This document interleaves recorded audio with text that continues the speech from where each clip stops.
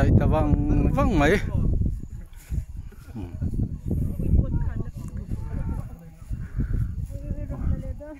hàn bọt đeo dùng dùng lắm thì khăn khi lại khi và nó môi bốc xìa đủ đuôi rồi chạy về rồi hay in chia mấy là vâng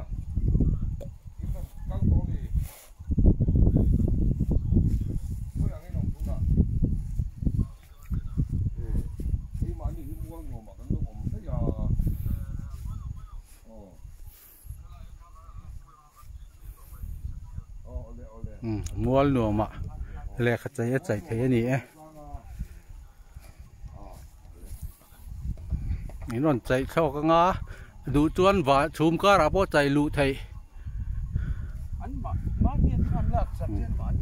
hay là hiện lẹ khát chạy in rồi lấy yang chuan in chạy sau cái ngã chùm cá ra lụ thầy tú nào bó hiện chùm cá ra lụ tum trần đều ní nè lằng